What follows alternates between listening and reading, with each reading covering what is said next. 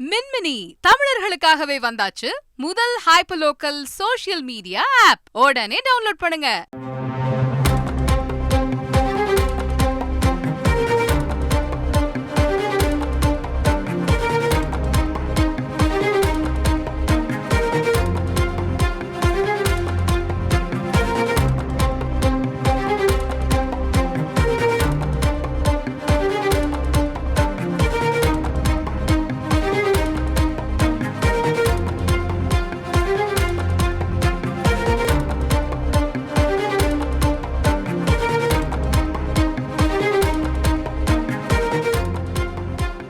அமலாக்கத்துறை அதிகாரி அங்கித் திவாரியின் ஜாமீன் மனுவை தள்ளுபடி செய்து திண்டுக்கல் நீதிமன்றம் உத்தரவு பிறப்பித்திருக்கிறது. இது பற்றிய கூடுதல் தகவல்களை எமது செய்தியாளர் சரவணன் சொல்ல கேட்கலாம். வணக்கம் சரவணன், இந்த வழக்கின் பின்னணி என்ன, மேலும் இந்த உத்தரவு தொடர்பான முழு விவரங்கள் என பதிவு பண்ணுங்க. திண்டுக்கல்லில் அரசு மருத்துவரும் அரசு தலைமை மருத்துவமனையின் துணை கண்காணிப்பாளரமாக இருக்கக்கூடிய சுரேஷ் பாபுவிடம் கடந்த 2023 ஆண்டு டிசம்பர் மாதம் 1ஆம் தேதி லஞ்சம் வாங்கிய போது மதுரை அமலாக்கத்துறை அதிகாரி அங்கித் திவாரி லஞ்ச ஒழிப்புத்துறை போலீசாரால் கைது செய்யப்பட்டார். இவருக்கு 4 முறை காவல் நீடிக்கப்பட்டு வரும் பிப்ரவரி, அதாவது நாளை வரை இவருக்கு காவல் நீடிக்கப்பட்டு மதுரை மத்திய சிறையில் அடைக்கப்பட்டுள்ளார். இந்த நிலையில் ஏற்கனவே அங்கித் திவாரி தரப்பில் கைது செய்யப்பட்ட போது அவர் தரப்பு வழக்கறிஞர் திண்டுக்கல் தலைமை குற்றவியல் நீதித்துறை நடுவர் நீதிமன்றத்தில் ஜாமீன் கோரி மனு தாக்கல் செய்தார். அந்த மனு நீதிமன்றம் தள்ளுபடி செய்தது.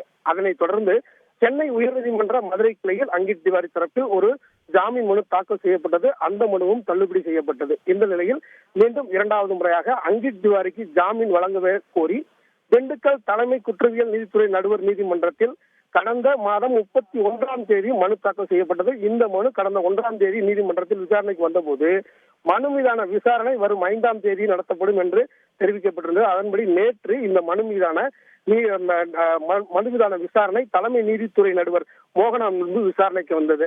அங்கித் திவாரி தரப்பில் ஆஜரான வழக்கறிஞர் இந்த வழக்கில் கைது செய்யப்பட்டு 60 நாட்களை கடந்த பிறகும் இன்னும் போலீசார் குற்றப்பத்திரிகை தாக்கல் செய்யப்படவில்லை. மேலும் இதுபோன்ற வழக்குகளில் பிற மாநிலங்கள் மற்றும் பிற உயர்நீதிமன்றத்தில் மற்றும் உச்ச நீதிமன்றத்தில் ஜாமீன் வழங்கியுள்ளது. எனவே அமலாக்கத்துறை அதிகாரி அங்கித் திவாரிக்கு ஜாமீன் வழங்க வேண்டும் என்று பல்வேறு நீதிமன்ற உத்தரவுகளை முன்வைத்து வாதாடினார். ஜாமீன் வழங்கக்கூடாது என்று லஞ்ச ஒழிப்புத்துறை சார்பில் கடுமையான ஆட்சேபம் தெரிவித்து குற்றப்பத்திரிகை இன்னும் தாக்கல் செய்யவில்லை. உச்சநீதிமன்றத்தில் இந்த வழக்கு உத்தரவில் பிறப்பிக்கும் வரை எந்த ஒரு உத்தரவும் பிறப்பிக்க கூடாது என்று ஒரு தடை உத்தரவு இருக்கிறது. அதாவது அமலாக்கத்துறை அதிகாரிகள் அங்கித் திவாரியை தங்களது கட்டுப்பாட்டில் எடுத்து விசாரிக்க கோரி திண்டுக்கல் நீதிமன்றத்தில் ஒரு மனு தாக்கல் செய்தனர். அந்த மனு தள்ளுபடி செய்யப்பட்டதை தொடர்ந்து உச்ச நீதிமன்றத்தில் ஒரு மனு தாக்கல் செய்தனர். அந்த மனு விசாரணை ஏற்றுக்கொண்டு அன்று விசாரணையின் போது இந்த வழக்கில் நாங்கள் உச்ச நீதிமன்றம் உத்தரவு பிறப்பிக்கும் வரை எந்த ஒரு நடவடிக்கையும் மேல் நடவடிக்கையும் எடுக்கக்கூடாது என்ற உத்தரவு இருப்பதை சுட்டிக்காட்டி குற்றப்பத்திரிகை அதனால் தாக்கல் செய்யப்படவில்லை. எனவே குற்றப்பத்திரிகை ஆனால் தயார் நிலையில் இருக்கிறது என்றும் தெரிவித்தனர். இருதரப்பு வாதங்களை கேட்ட நீதிபதி மோகனா 2வது முறையாக தாக்கல் செய்த அங்கித் திவாரியின் ஜாமீன் மனு மீதான உத்தரவு இன்று வழங்கப்படும் என்று தெரிவித்தார். இதையடுத்து இன்று இந்த மனுவை தள்ளுபடி செய்து உத்தரவிட்டிருக்கிறார். இந்த தள்ளுபடி செய்ததற்கான காரணம் இன்னும் அந்த உத்தரவு நகல் கிடைக்கப்பட்டதும் தெரிய வரும். விவரங்களுக்கு நன்றி சரவணன்.